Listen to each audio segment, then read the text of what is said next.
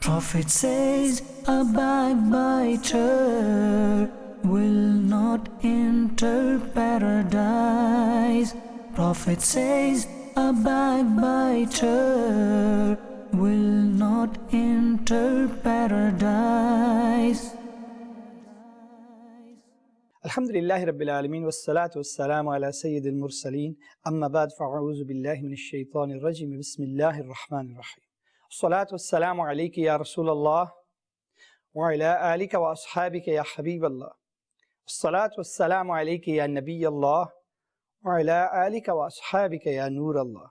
My dear Islamic brothers and viewers of Madani Channel, Sheikh Mujaddiddin Firozabadi rahmatullah alayhi states, beautiful pearl of wisdom. When you sit in a gathering amongst your friends, amongst the family, as soon as you sit with other people, recite Bismillahir Rahmanir Rahim wa sallallahu ala Muhammad. Allah Azza wa Jal will appoint an angel that will be with you and will protect you from backbiting. And when you depart from that gathering, that congregation, then the great Sheikh writes that again recite Bismillahir Rahmanir Rahim wa sallallahu ala Muhammad. That angel will then stay there and keep others from backbiting against you. Subhanallah. What a beautiful, beautiful Madani pearl that we can adopt and save ourselves and others from backbiting. Sallu ala al-Habib sallallahu ta'ala ala Muhammad sallallahu alayhi wa sallam. My dear Islamic brothers and viewers of Madani Channel, Sadrullah Fazil Sheikh Sayyid Muhammad Na'imuddin Muradabadi Rahmatullahi al-Hadi states on page 823 of his amazing commentary of the Holy Quran, Khazanul Irfan, that Aka sallallahu alayhi wa alihi wa sallam would send out expeditions, and Aka sallallahu alayhi wa alihi wa sallam would travel with those expeditions. And during the expeditions, the beautiful Prophet sallallahu alayhi wa alihi wa sallam would group one poor person with two rich individuals. And so by doing this, the poor person's needs were taken care of, and he could serve the rich people. And so it was a beautiful arrangement that would benefit everybody on this expedition. Once on such a journey, Sayyidina Salman radiallahu ta'ala anhu was grouped with two well-off individuals.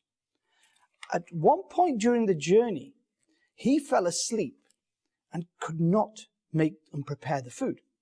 So his companions, the two wealthy people, they said, why don't you go to the blessed court of Rasulullah sallallahu alayhi wa sallam, who is also traveling in this expedition, and ask Aka sallallahu alayhi wa sallam's cook, Hazrat Sayyidina Usama radiallahu ta'ala anhu, for some food.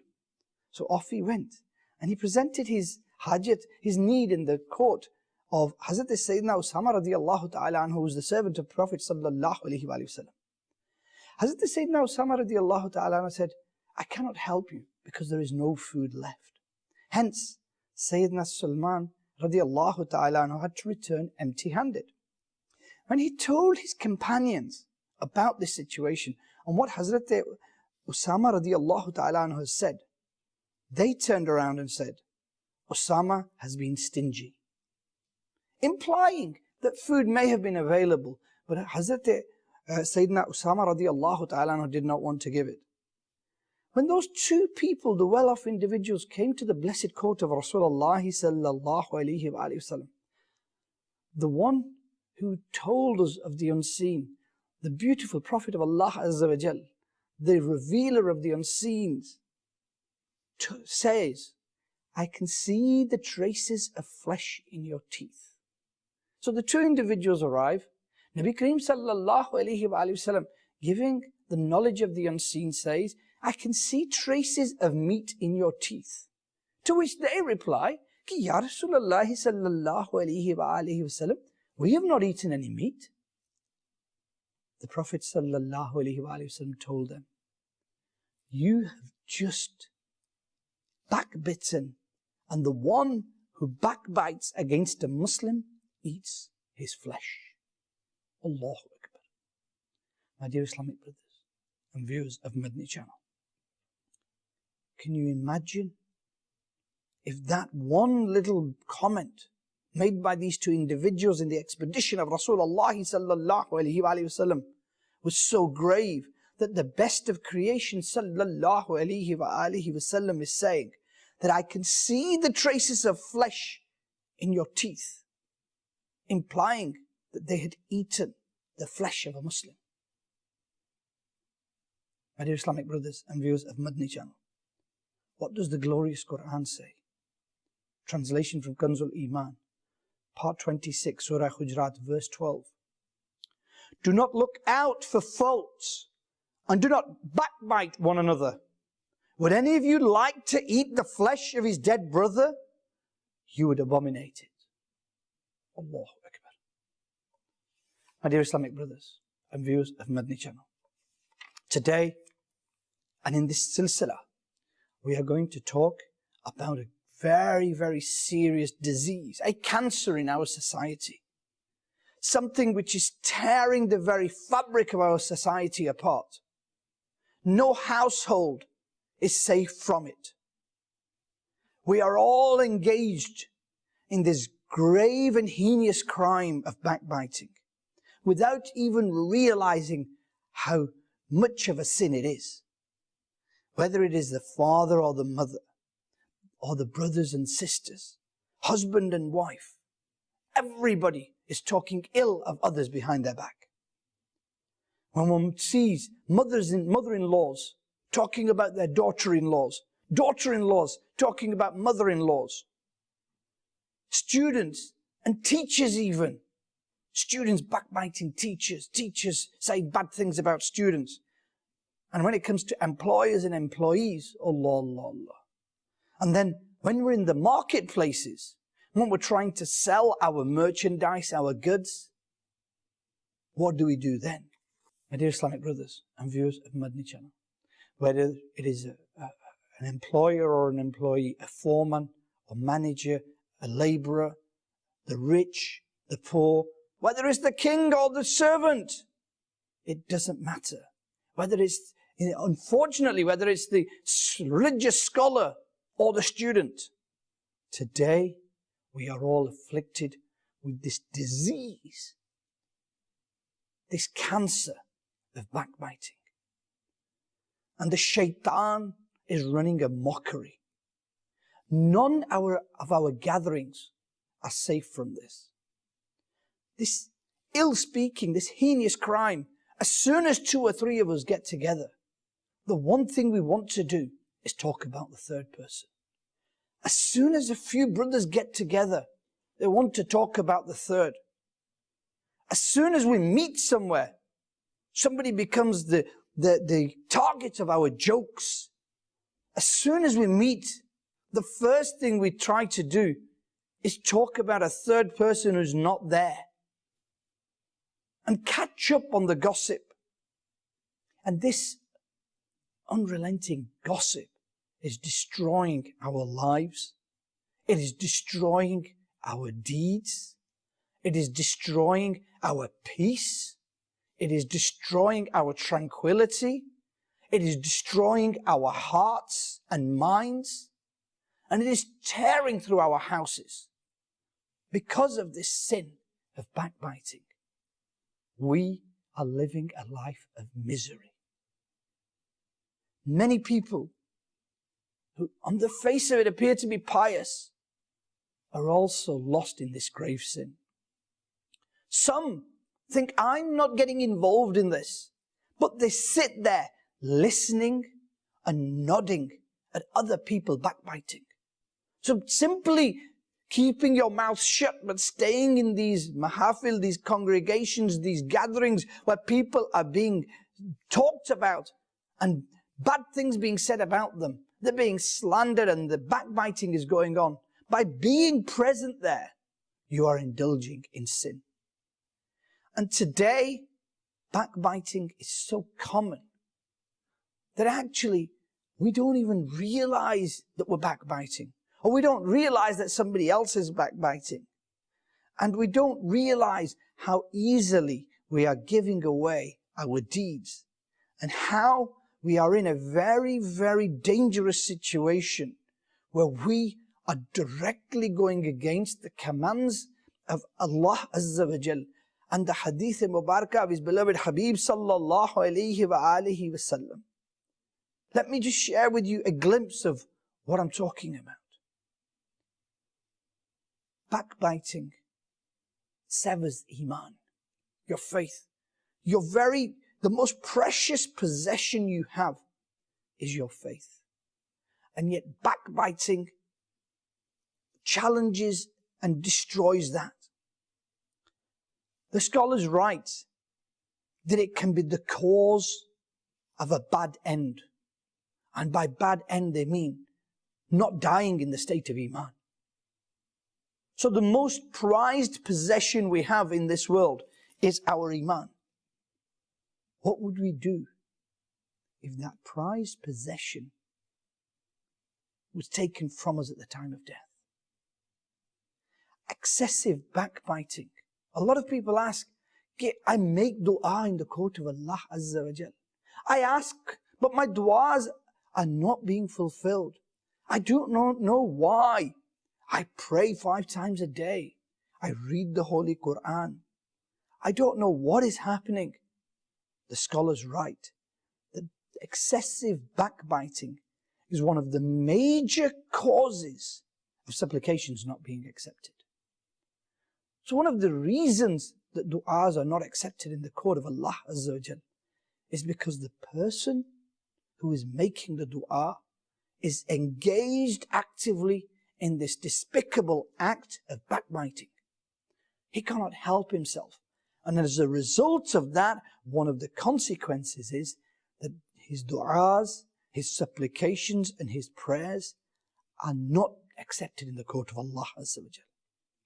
Then, the scholars write that backbiting deprives you of the blessings of salat and saum, of namaz, of praying and fasting. You go to all the effort of getting up for Fajr. You do wuzu sometimes in cold weather conditions. You go to the masjid. You pray in the first rakat with takbir-e-tahrima. You come back home in the cold weather. And you expect that the Creator Supreme will reward you. And yet, we engage in this despicable act of backbiting and talking about others. And so even though your namaz is there, you have taken away all the blessings and the barakat. You have taken away all the mercies of Allah Azza wa Jal that were descending because of the prayer that you had done. This act erases good deeds. It eats up the good deeds like you can't even imagine. Let's take an example. Somebody is a backbiter and they like to talk about others behind their back. And then he realizes the error of his ways. And he repents sincerely in the court of Allah Azza wa Jal. He asks for forgiveness. He's remorseful. He promises himself in the court of Allah Azza wa Jal he will never do it again and makes the firm intention. Even then, it is written that he will be the last one to enter Jannah, enter paradise, because he was a backbiter. And it is such a bad sin that it is considered one of the major sins that condemns one to the fire of hell. There is no doubt it is haram. There is no doubt it is heinous. There is no doubt it is a despicable crime. In fact, backbiting is such a foul thing. It's such a bad and disgusting thing that the scholars write that if it was to take the shape of an object and you immersed it in the ocean, the entire ocean would smell foul. Can you imagine the 7 seas? And because backbiting is immersed in it, the whole of the 7 seas suddenly start to smell foul. That's how bad it is. Backbiters will be made to eat the dead in hell. Backbiting is like eating the carcass of your dead brother.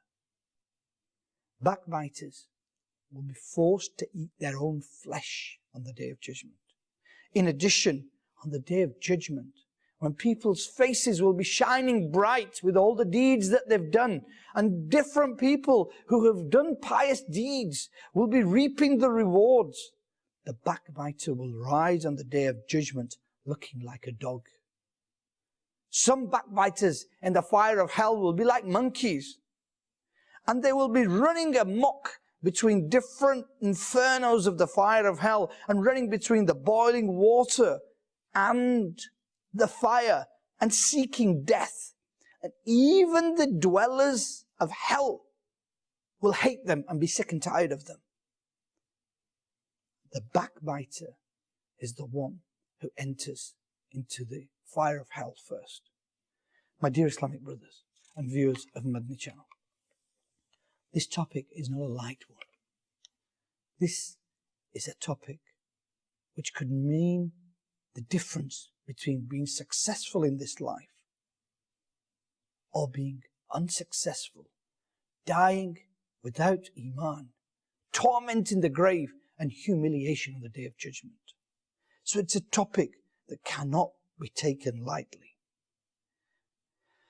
Allahu Akbar. Shaykh Imam Ahmad bin Hajar Makki Shafi'i rahmatullah alayhi said that if one understands the true concept that we're talking about here, one appreciates why in Islam backbiting is considered haram. And what he says is that by backbiting, you are actually tarnishing somebody's character, his reputation, and you are trying to belittle them. And it creates friction within households.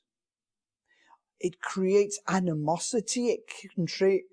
It contributes to creating enemies. It creates problems between husband and wife, brothers and sisters, even parents and children. It includes friction between family members, relatives, and the society generally, the namazi in the masajid. And what happens is through this bad habit of backbiting, we destroy our homes, we destroy our peace, we destroy the very sukoon in our masajid, we create enemies all around, and the entire Muslim society becomes polarized. And it all starts off from this challenge behind somebody's back to their reputation and tarnishing them. Whereas Islam treats the dignity, the reputation of a Muslim as sacred. Who are we, you and I, to go around tarnishing other people, to disrespect them, to claim that they don't deserve the respect that they have? Why do we exaggerate? Why do we enter into this horrific sin of backbiting? When the Quran says, Surah Hujurat verse 12, would any of you like to eat the flesh of his dead brother? You would abominate it. When the Quran is saying that backbiting is as if you were eating the flesh of your dead brother. And yet, we don't think twice. We don't think about the prestige of a Muslim. We would never consider or contemplate eating dead flesh of a human being, let alone our own brother. And yet, the dead do not feel pain. But when you backbite a Muslim, he feels the pain emotionally, physically, and we are torturing that person. And so Islam helps us to prevent all the harms associated with backbiting by saying that this is a grave crime that you should stay away from. Because the victims are not the only victims. The whole of society becomes a victim. The whole of society becomes damaged. The whole of society is losing out. Not just the one person who's backbiting, not just the one person who you are talking about. No, it's much bigger than that. The whole fabric of the Islamic society, the whole fabric of the masjid, your house, your relationships, all change. And then we have some who claim, I wasn't backbiting. What I said was the truth. And saying the truth cannot be backbiting. A similar question, hypothetically, was considered by Shaykh Imam Ahmad bin Hajar Makki Shafi'i rahmatullah alayhi. And he posed the question that it is understandable that it is haram to expose somebody's frailties in his immediate presence, because this will cause him embarrassment. This will cause him problems. He'll have to deal with it. So we can understand why that is haram. But ya Shaykh, why is it haram to talk about somebody behind their back? He's not there, doesn't feel pain. The great Shaykh replied, he said, when you read the ayat of the Quran, Allah Azza wa Jal used the word maytan, as in dead, in Surah Hujurat. This objection is automatically answered if one studies the ayat of the Quran. Because although the person whose flesh is being eaten is dead, he doesn't feel any pain. Yet, it is such a despicable act. Yes, it is such a heinous crime that it makes you appreciate the level of how much Allah and His beloved Habib sallallahu alaihi wasallam hated. If the dead were to know that you were eating them, they would go through so much agony. This person, just imagine the person you're backbiting about. Just imagine the last time you found out that somebody was talking about you behind your back. Oh well, it's the truth though. Well, let me tell you this. There's a beautiful hadith Mubarakah on this particular point about whether backbiting can be the truth or not. The best of creation, sallallahu alaihi wasallam, once asked, do you know what backbiting is? And the companions answered, Ya Rasulullah sallallahu alaihi wasallam, Allah and His beloved Habib sallallahu alaihi wasallam know best. And this was the beautiful answer they always gave. Aka sallallahu alaihi wasallam explained, backbiting is that you talk about your brother in a manner which he would dislike. Somebody asked, Ya Rasulullah sallallahu alaihi wasallam, what if that fault is found in him? My dear viewers of Madani Channel, I want you to concentrate and listen to that again. A companion asks, Ya Rasulullah sallallahu alaihi wasallam, what if that fault is found in him? And the best of creation, sallallahu alaihi wasallam, replied, if the statement you are making about his fault is found in him, you have in fact committed backbiting against him. Whereas if that fault is not in him, then you have slandered him. Now this is the definition given by the best of creation, sallallahu alaihi wasallam. So what my intellect tells me about backbiting isn't good enough. What your intellect tells you about backbiting isn't good enough. The definition of backbiting has come from Allah and His beloved Habib sallallahu alaihi wasallam. It is crystal clear that Aka sallallahu alaihi wasallam said, backbiting is that you talk about your brother in a manner which he would dislike. And then the companions asked, what if the fault is found in him? And the best of creation, sallallahu alaihi wasallam, said, if the statement you are making about his fault is found in him, you have in fact committed backbiting against him. Whereas if it is not found in him, then you have slandered him, which is even worse. So this, my dear Islamic brothers and viewers of Madani Channel, gives us a reality check. A renowned commentator of the Quran, Hakim al-Ummat, Mufti Ahmad Yar Khan alayhi rahmatur Rahman, has said, backbiting is to make disparaging remarks that are true. This is the bit we need to grasp, that are true. And that slandering is where you lay false accusations on somebody and you make remarks which are untrue. So often our defense is twofold. We say, one, I can say it to his face. That's not the definition of backbiting that Rasulullah sallallahu alaihi wasallam gave us. Whether you can say it to his face, first. Two, it is true what I've said, not a word of lie in it. But look what the best of creation sallallahu alaihi wasallam said. Look what the scholars are telling us. That in fact, the definition of backbiting is that what you said is true. But should you have said it? If you shouldn't have said it, and there is no Shari reason for you to say it, then it is considered to be backbiting.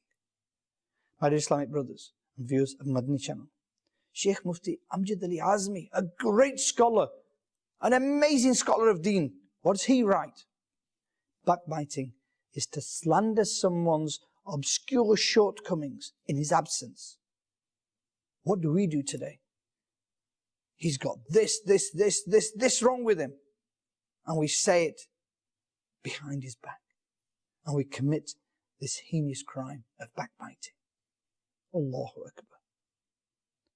My dear Islamic brothers, if you mention your brother or your sister in such a way, in such a manner that will upset them if they come to hear what you've said, even if it is the truth, then that is backbiting.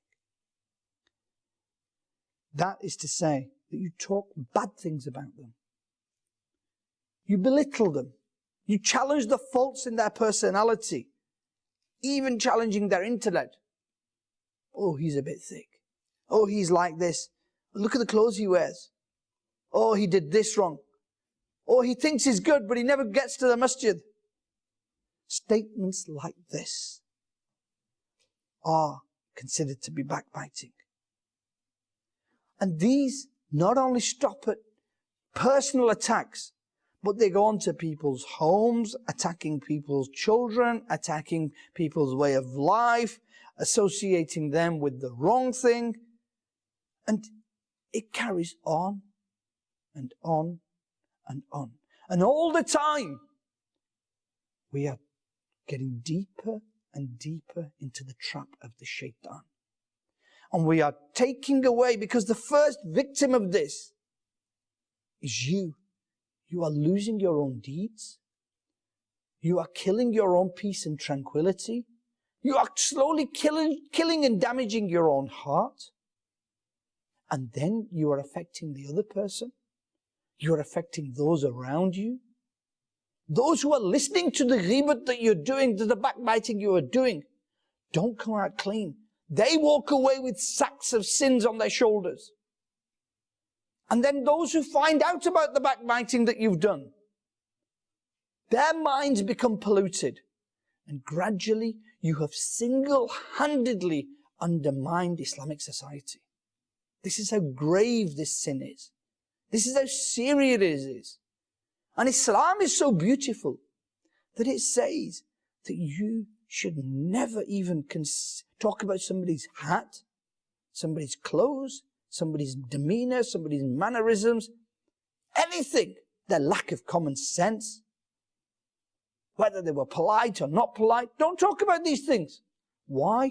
Because you don't want to fall into this trap of the shaitan that takes you down the road of backbiting. Do you know where you have a small danger? You often have maybe a small sign that says, look, there's a bit of a danger here. You don't need to go there. But where the danger is greater, so it can physically harm you, you get a bigger warning. You maybe get some protection. And where the danger is so grave, so serious, that you can lose your life, you will see that the area is cordoned off and it's well protected. Well, one considers the ayats of the Quran and the hadith of the beloved Habib sallallahu alaihi wasallam and what the scholars write about backbiting. Imagine it as that electric board which has got a wire around it and barbed wire around it and a cordon around it and warning signs over saying, do not come anywhere near this, because this can destroy your life. It can destroy your well-being. This is how serious this cancer is. Amir al-Sunnah Damud Barakatuh Ali has described it as a cancer of today's society. And the scholars write that it is as sweet as dates. It is as exhilarating as alcohol. Once you get into it, it is very difficult to give it up. Once you start to go down this evil path, then protection becomes difficult. Why? Because you're enjoying it. And a lot of the time in our mahafil, in our gatherings, I'm the one who's off and telling people about other people. And I seem to be the man of the gathering. And I'm the one who keeps the conversation going. And I'm the one who is keeping everybody laughing. And I'm the one who's belittling others. And I'm the one who's backbiting. I'm the one who's sharing information. I am the light of the mehfil. And what I don't know is that I'm making a dark and lonely grave for myself and humiliation on the day of judgment when the backbiter will rise in the form of a dog. Allahu Akbar. Today, these short mehfils, where we want to become the kind of John, mehfil ki jaan hai ye. You know, he brings everybody to life. Look, he makes everybody happy and we have a good laugh. Why? Because he's busy backbiting and slandering others. Are these the mehfils we want? What did the Buzurgan-e-Deen teach us? What does Amir al-Sunnah Damat Barakatum al-Aliyah tell us in a lot of Madani Muzakras? Every Saturday we have the opportunity. What does he say? He says, Damat Barakatum al-Aliyah, avoid those mehfils where your akhirat becomes troubled. Why go to such a gathering where you're risking your future? The real future. Why go to such gatherings where you're destroying the deeds you've earned with hard work? Why expose yourself to this for that little bit of pleasure of the nafs and backbiting others? My dear Islamic brothers and viewers of Madani Channel, we need to think about who we are and where we're going. Once, an Islamic brother travelled in a Madani Kafla of Dawat Islami. And he reformed his ways. And he came closer to Allah and his beloved Habib sallallahu alayhi wa sallam. And you know how he did it? He says that I was actually a gangster in the local area. And some Islamic brothers would regularly come to me and they would invite me to the ijtimas and the Madani Mahal. And I didn't give them any time. And they regularly came. And unfortunately, I used to drink alcohol. And I would invite them to come and drink alcohol with me. And they would, in a beautiful way, invite me to the deen of Rasulullah sallallahu alaihi wasallam. One day, because they kept trying, I thought, let's listen to these people. And they gave me a beautiful dars. And that dars, that beautiful lesson pierced my heart. It was by sheer coincidence and the mercy of Allah Azza wa Jal that my heart changed. And I said, labbaik to that call. I entered the masjid and you know what he says? He said, since becoming baligh, since attaining the age of maturity, it was the first time I could remember entering the masjid. But my entire life changed. I ended up in the company of the devotees of Rasulullah sallallahu alaihi wasallam, attending the Sunnah-inspired ijtimas and regularly keeping company with the right people.